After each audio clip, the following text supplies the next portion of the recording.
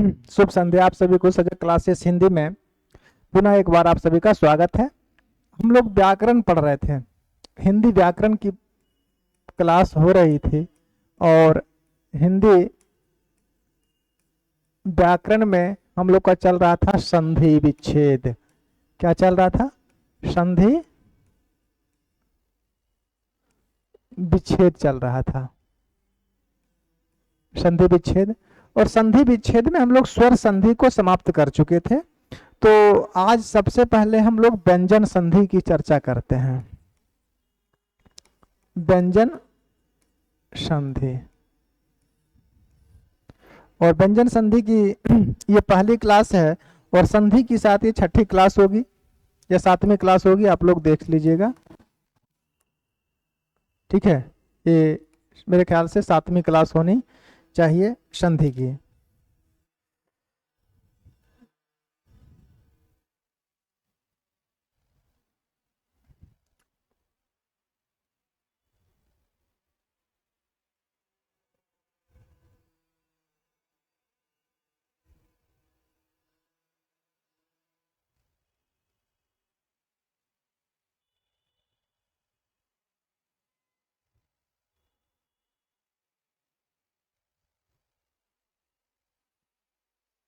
चलिए,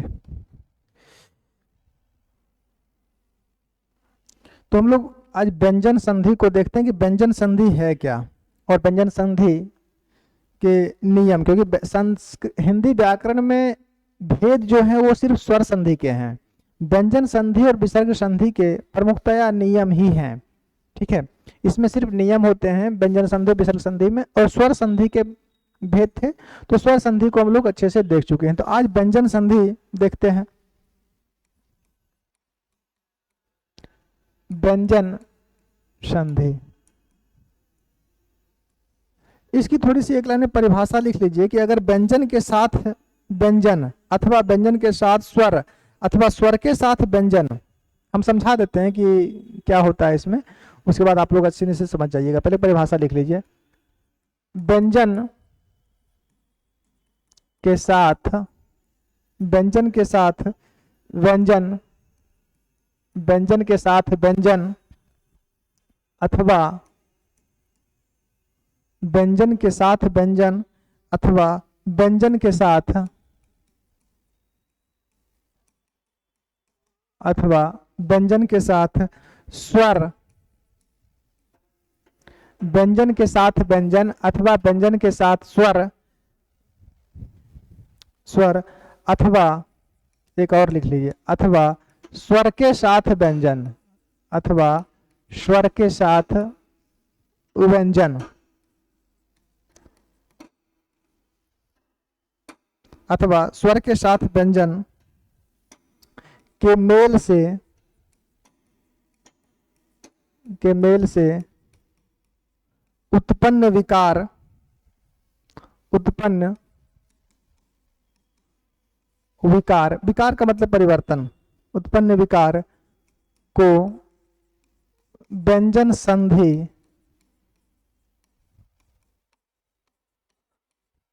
कहते हैं। ठीक है, क्या बोला कि अगर व्यंजन के साथ व्यंजन अथवा व्यंजन के साथ स्वर अथवा स्वर के साथ व्यंजन के मेल से उत्पन्न विकार या ध्वनि विकार को क्या कहते हैं? व्यंजन संधि कहते हैं। इसका कहने का मतलब क्या हुआ? कहने का मतलब ये हुआ कि अगर व्यंजन के साथ व्यंजन प्लस व्यंजन है तो भी ये क्या बनेगा? तो भी ये बनेगा व्यंजन। व्यंजन प्लस व्यंजन है तो भी ये क्या बनेगा? व्यंजन। अगर व्यंजन के साथ स्वर है फिर भी ये क्या बनेगा? व्यंजन। देखो बाबू, व्यंजन और स्वर अगर समझ में नहीं आ रहा है तो सजग क्लासेस जो चैनल है उसमें प्लेलिस्ट है, प्लेलिस्ट में जाके चल जाइएगा और दिखेगा हिंदी व्याकरण। और हिंदी व्याकरण में वर्ण विचार का पहला क्लास, दूसरा यानी वर्ण चैप्टर को समझिए, फिर संधि समझ में आएगी। अगर वर्ण विचार नहीं पढ़े तो संधि समझ में नहीं आएगी। ठीक है, तो अगर व्यंजन के साथ व्यंजन मिला तो क्या बना? व्यंजन। अगर व्यंजन के साथ स्वर मिला तो क्या बना? व्यंजन। और अगर स्वर के साथ व्यंजन मिला, स्वर प्लस व्यंजन हो तो भी क्या बनेगा? तो भी ये व्यंजन ही बनेगा। यही ना बोला है जी? इसको शॉर्ट फॉर्म में ऐसे करके आप लोग को समझा दिए। यही है कि अगर स्वर व्यंजन के साथ व्यंजन तो व्यंजन बनेगा, अगर व्यंजन के साथ स्वर तो भी व्यंजन बनेगा, और स्वर के साथ व्यंजन तो भी व्यंजन बनेगा। तो वही है कि अगर व्यंजन के साथ व्यंजन अथवा व्यंजन के साथ स्वर अथवा स्वर के साथ व्यंजन के मेल से उत्पन्न विकार को या ध्वनि विकार को व्यंजन संधि कहते हैं। व्यंजन संधि में हिंदी में क्या होते हैं? नियम होते हैं, ठीक है, इसके भेद नहीं होते हैं। तो इसके नियमों को देखते हैं। आगे लिखिए, व्यंजन संधि के प्रमुख नियम।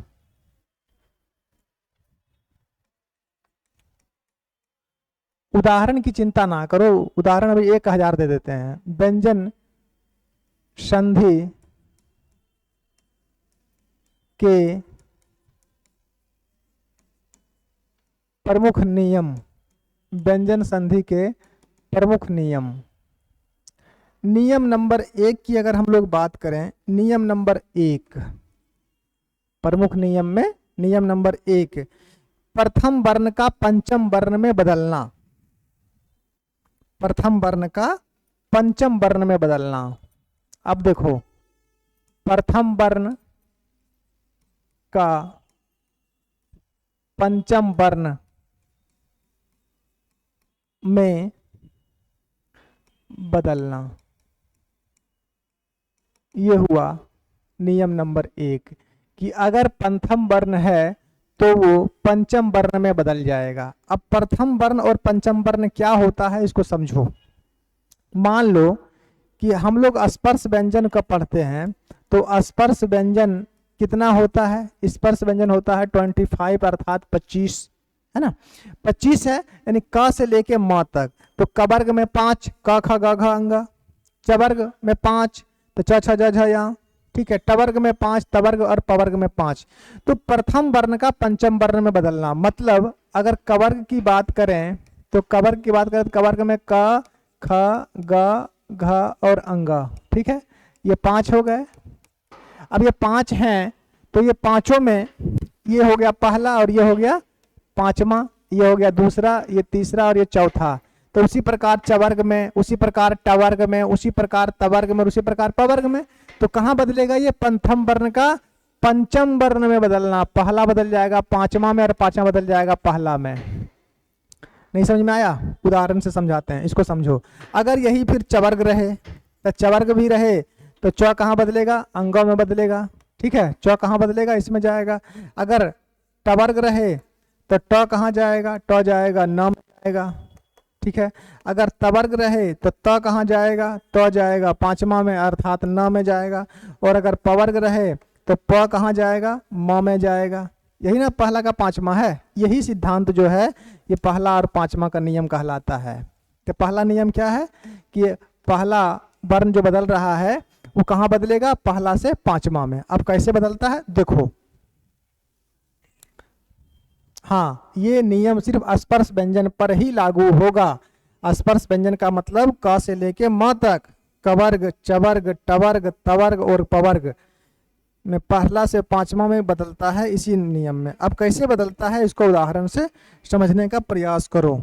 जैसे मान लो एक शब्द है, हम लिखे, एक शब्द लिखे वांग्मय। क्या लिखे? वांग्मय। वांग्मय बोलते हैं साहित्य को। संस्कृत में वांग्मय होता है और हिंदी में साहित्य होता है। हिंदी में काव्य होता है और संस्कृत में वांग्मय कहा जाता है, ठीक है। संस्कृत में जो भी महाकाव्य हैं, नाटक हैं, निबंध हैं, ये सब क्या कहलाते हैं? वांग्मय कहलाते हैं। तो वांग्मय, अब देखो वांग्मय में क्या बोला कि प्रथम का पंचम वर्ण में बदलना। अब वांग्मय में यहाँ अंग है तो अंग कितना नंबर में है? पांचवा में है ना। कहाँ जाएगा बदल के? ये 1 में जाएगा। और अगर 1 रहे तो ये कहाँ पांचवा कहाँ जाएगा? 1 में। अगर 1 रहे तो कहाँ जाएगा? पांचवा में जाएगा। अब इसको बदलो तो क्या हो जाएगा? ये हो जाएगा वाक धन मय। अब समझो इसमें हलंत क्यों लगाया? हलंत अगर किसी वर्ण के अंतिम में लग रहा है तो इसका मतलब है, अगर हिंदी भाषा में हलंत किसी वर्ण में लग रहा है बीच में, तो इसका मतलब है कि वो वर्ण आधा है, यानी अपूर्ण है। तो अब यहाँ ऐसे समझो, यहाँ पांचवा से कहाँ गया? 1 में। और यहाँ पे ये क्या है? क क्या है? पहला है, पहला है ना। अब ये बदला तो कहाँ जाएगा, पांचवा में जाएगा। पहला कहाँ जाएगा, पांचवा में, तो आ गया अंग। वांग्मय का संस्कृत विच्छेद क्या हुआ, वाक, वाकधन मय, वांग्मय। और उदाहरण से समझो। दूसरा चिन्ह मात्रा, एक शब्द होता है चिन्ह मात्रा, चिन्ह मात्रा। अब देखो यहाँ पे आधा न है, आधा न है, आधा नौ अगर है तो नौ किसका है, तवर्ग का है, तो नौ है पांचवा, नौ कौन सा है, पांचवा, कहाँ जाएगा, एक में। तो यहाँ पे नौ है और एक में जाएगा, तो एक में क्या आएगा, त आ जाएगा, तो क्या हो जाएगा, चित्त धन मात्रा, चित्त धन मात्रा। धन मतलब प्लस, धन मतलब होता है प्लस, तो चिन्ह मात्रा का क्या बदल गया, चित्त मात्रा। और लिख लो, अगर उन्नति है, उन्नति, तो क्या हो जाएगा, उत, आधा न यहाँ पे है ना, यहाँ पे आधा न है, तो आधा न है और पांचवा हाथ कहाँ जाएगा, पहला में जाएगा, तो ये क्या हो जाएगा, उत धन नति, उन्नति। और लिख लो सन्मास, सन्मास कहाँ जाएगा, ये चल जाएगा षट मास में, षट धन मास, पहला का पांचवा। इसमें ये बात जरूर याद रखें आप लोग प्रभु, कि अगर इस नियम में प्रथम का पांचवा है, इसका मतलब ये हुआ इसमें कि अगर एक है तो ये जाएगा पांच में, और अगर पांच है तो ये जाएगा एक में। यही ये नियम कहलाता है, यही ये नियम है। ठीक है, ये अगर पहला वर्ण है तो कहाँ बदल जाएगा, पांचवा में, और पांचवा है तो कहाँ बदल जाएगा, पहला में। अगर यहाँ पे देखो तो पांचवा वर्ण है, कहाँ जा रहा है, पहला में। अगर यहाँ से देखो तो पहला है, कहाँ जाएगा, पांचवा में। तो ये है व्यंजन संधि का पहला नियम, प्रथम वर्ण का पंचम वर्ण में बदलना। और लिख लीजिए सन्मुख,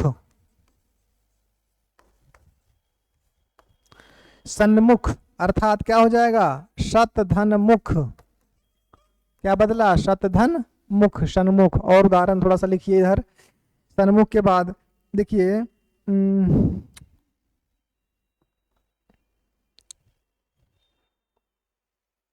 सन्मार्ग, क्या बदल जाएगा, शतधन मार्ग, शतमार्ग हो गया। और लिख लीजिए उन्मुख, उन्मुख लिखा है, उन्नति लिखा है ना, उन्मुख क्या बन जाएगा, उत्धन मुख, उन्मुख। एक उदाहरण और लिखिए उन्नायक, उन्नायक क्या बदलेगा, उत्धन नायक, उत्धन नायक।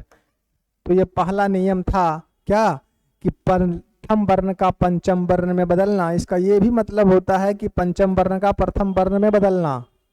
अगर एक बदल रहा है पांच में, तो पांचवा भी बदल रहा है एक में। ठीक है, तो ये व्यंजन संधि का पहला नियम था, एक का पांच में बदलना। अब हम चलते हैं व्यंजन संधि के दूसरे नियम में। प्रथम वर्ण का बदले किसमें, पांचवा में। अब प्रथम वर्ण को तृतीय वर्ण में बदलते हैं, नियम नंबर 2, नियम नंबर 2, नियम नंबर 2 ये लिखिए कि प्रथम वर्ण का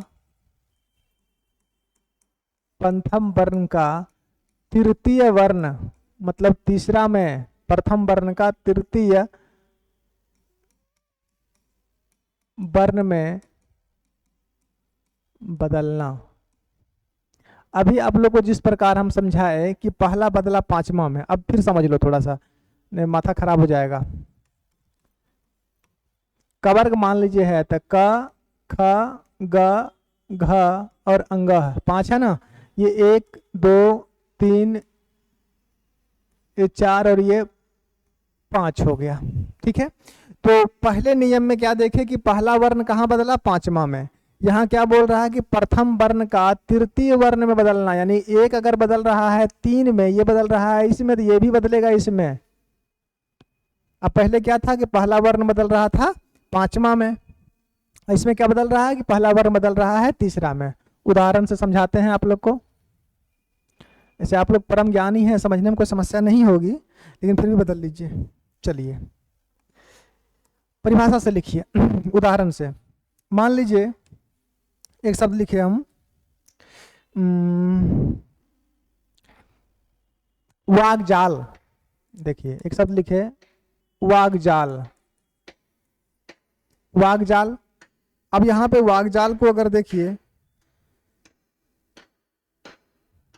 वागजाल, तो वहां पे ये ग जो है आधा है और ग कितना वर्ण है, तीसरा, कहाँ जाएगा, एक में, और एक क्या होता है, एक होता है क, क्या बदल जाएगा, ये बदल जाएगा वाक धन जाल, बदल गया। अब यहाँ देखिए तो यहाँ पे क कौन सा वर्ण है, पहला, क कौन सा वर्ण है, पहला, पहला कहाँ जाएगा, तीसरा में, तीसरा क्या होता है, ग। यही नियम था ना जी, यही नियम है ना। क्या बोला, एक जा रहा है तीसरा में, तो तीसरा कहाँ जाएगा, एक में, यही नियम तो था और यही नियम आप लोग को समझाया। अब उदाहरण और लिखिए, उदाहरण में कोई कमी नहीं होनी चाहिए आप लोगों को। चलिए, दिग्गज या दिग्दर्शक, क्या लिखे, दिग्गज,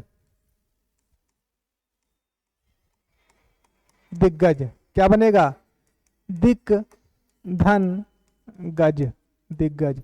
एक शब्द होता है दिग्दर्शक,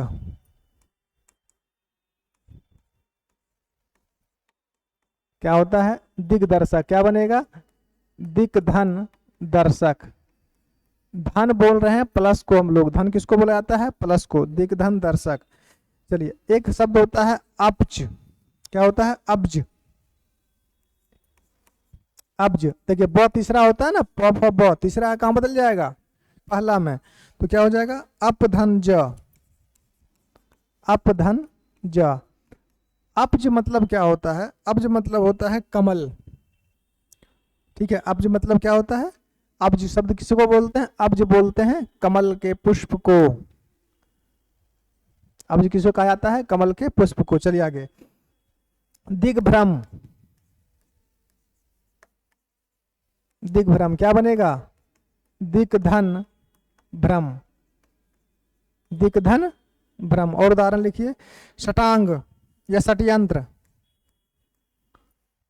षड्यंत्र क्या होता है, षड्यंत्र होता है, षड्यंत्र क्या बनेगा, ये बन जाएगा सट धन यंत्र, षड्यंत्र हो गया। और थोड़ा सा उदाहरण इधर लिख लीजिए षड्यंत्र के बाद, अब्ज, अब्ज लिखिए, अब्ज मतलब कमल, तो अब्द लिखिए, अब्द, तो ये क्या हो जाएगा, अप धन द।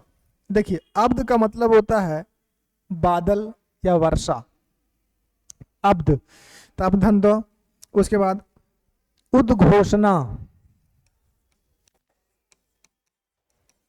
उद्घोषणा। अब देखिए दो कौन सा वर्ण है, तीसरा है, कहां बदल जाएगा, पहला में, क्या हो जाएगा, उत धन घोषणा, क्या हो जाएगा, उद्घोषणा। और देखिए सद्भाव, सद्भाव क्या हो जाएगा, शतधन भाव, बदल रहा है पहला तीसरा में और तीसरा पहला में। उद्योग, उद्योग, उद्योग को किसे लिखेंगे, उत धन योग, उद्योग हो गया, उत धन योग। अब उद्योग में कैसे लिख, अगर इसको देखिए तो उद्योग को हम इस प्रकार से भी लिख सकते हैं ना, इस प्रकार से भी इसको लिखा जा सकता है। तो दो है, दो कहाँ जाएगा, पहला में, तो पहला क्या होता है, तो क्या हो गया, उद्योग हो गया। चलिए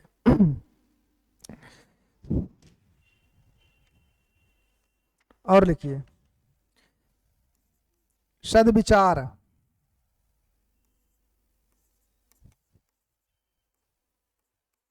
सद्विचार क्या बनेगा, शतधन विचार। काफी उदाहरण हो गया। तो ये नियम नंबर दूसरा था।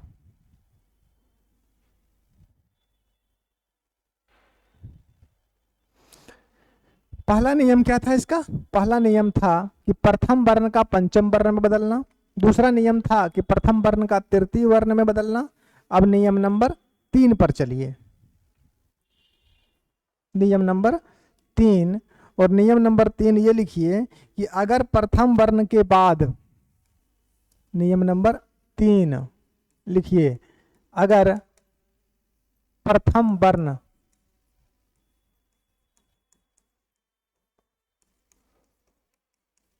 के बाद, अगर प्रथम वर्ण के बाद स्वर आए तो, स्वर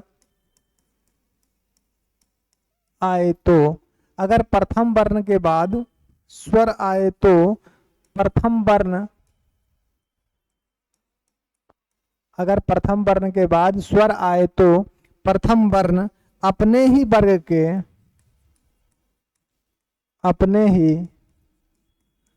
वर्ग के तीसरे वर्ण में बदल जाता है, अपने ही वर्ग के तीसरे वर्ण में बदल जाता है। ये नियम नंबर 3 है।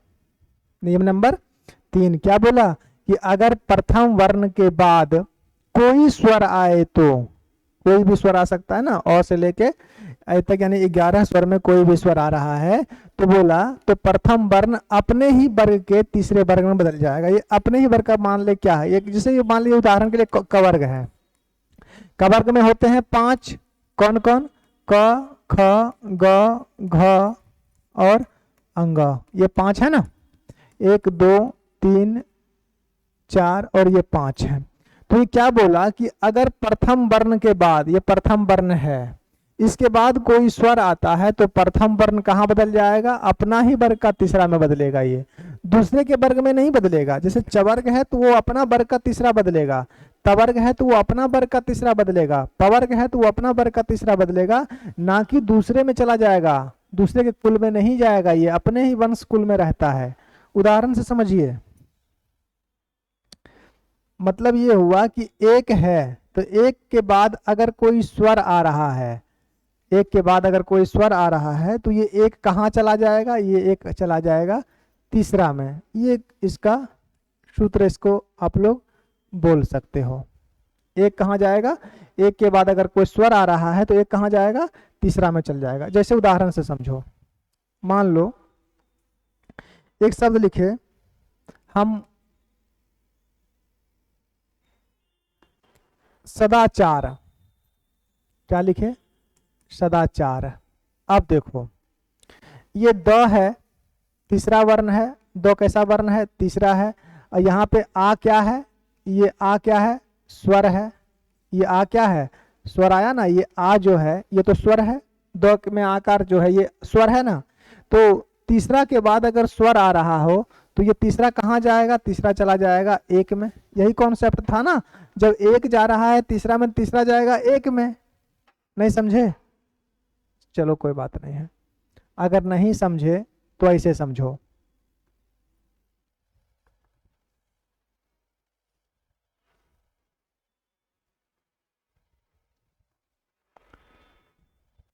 बोट हो गया फ्रीज। अब थोड़ा सा 1 मिनट वेट कर लीजिए आप लोग।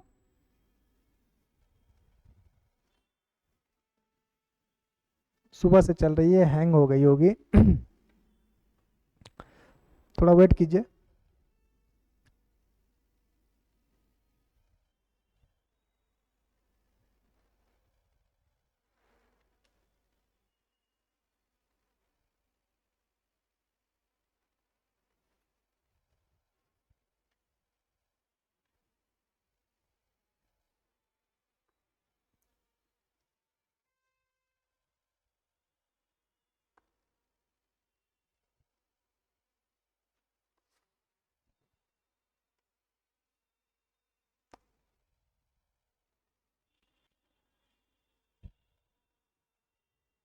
अगर मिट जाएगी तो फिर से लिख देंगे, परेशान होने वाली बात नहीं है, बस धीरज बनाए रखिए। 1 सेकंड।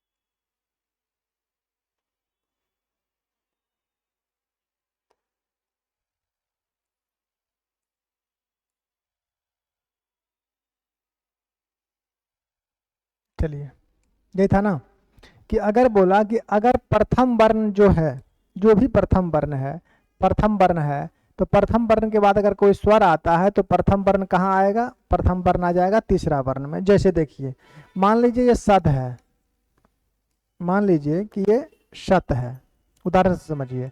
अगर ये सत है, सत के बाद हम आचार लगाए, क्या लगाए? आचार। आप समझो, आप तो समझ जाओगे ना।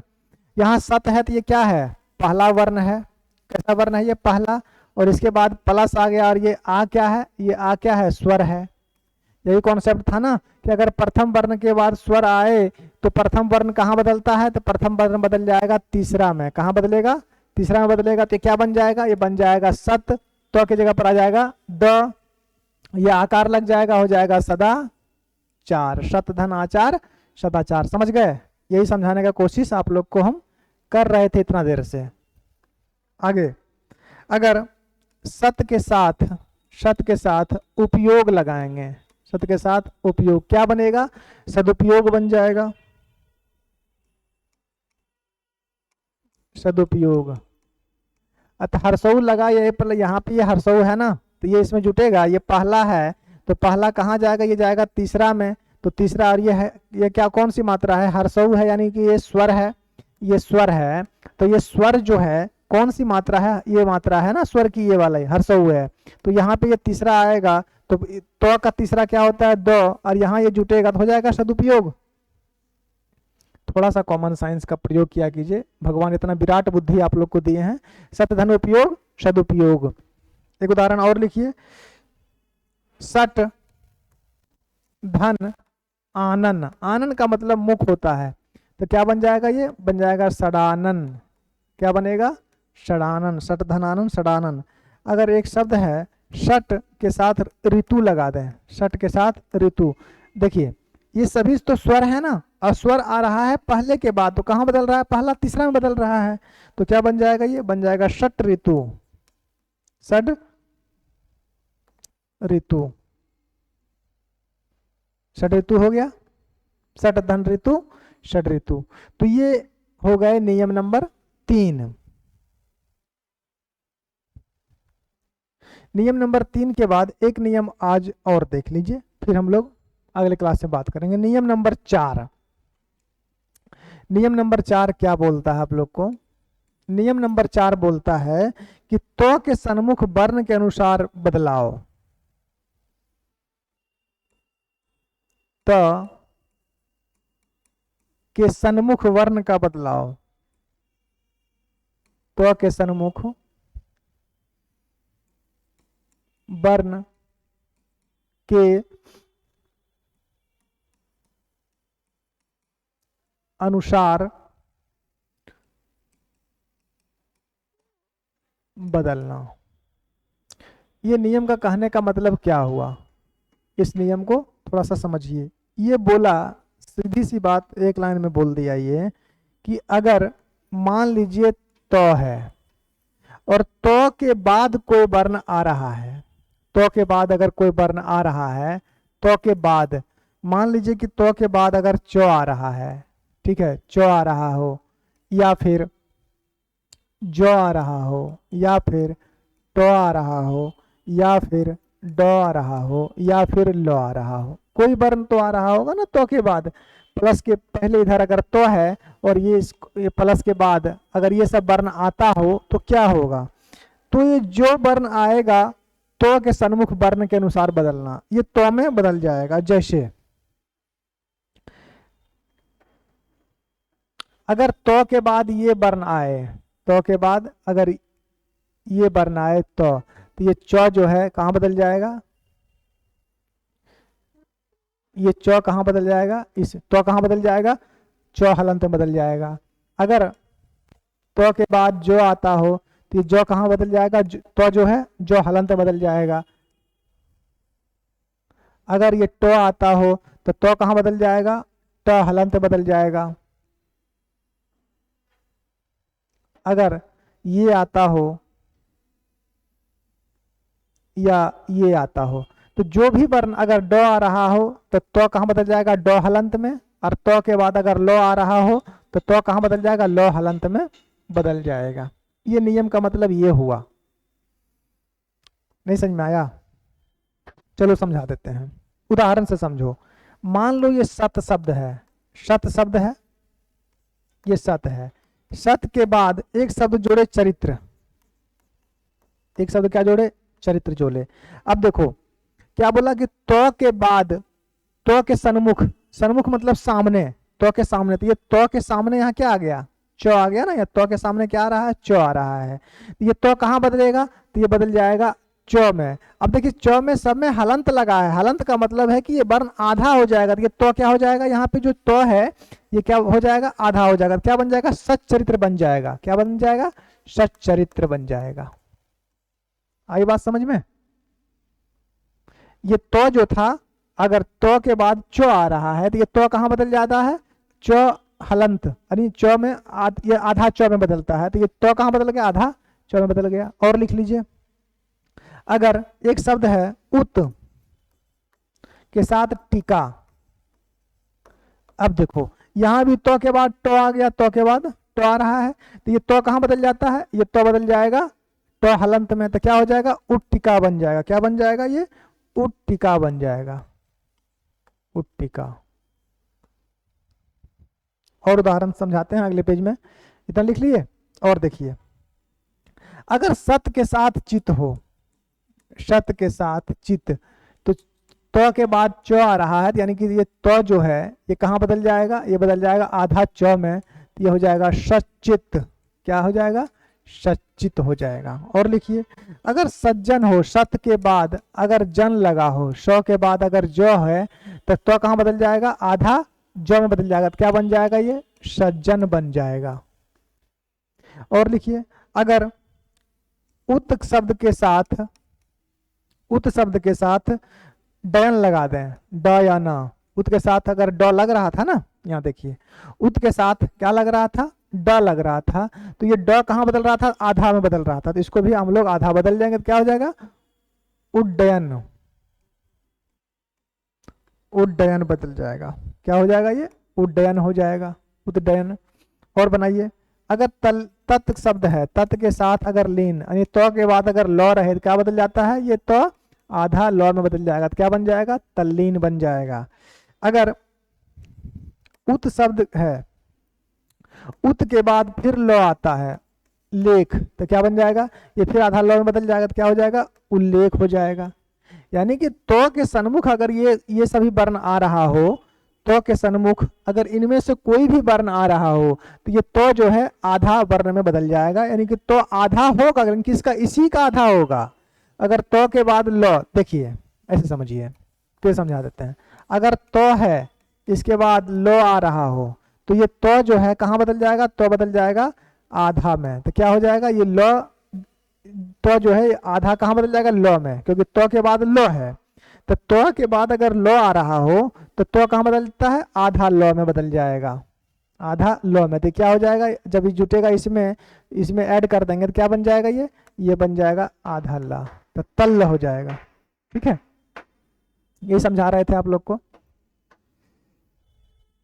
और उदाहरण लिखिए इसका। तो उत धन लेख क्या बन गया? उल्लेख बन गया।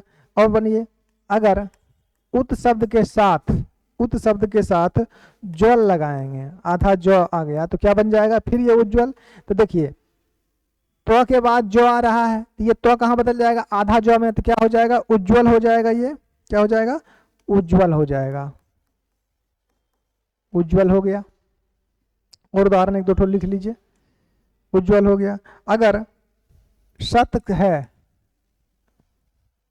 सत है, सत के साथ टीका लगा देंगे, सत के साथ क्या लगाएंगे? टीका। तो क्या बन जाएगा? ये बन जाएगा षट्टिका, सत धन टीका, षट्टिका।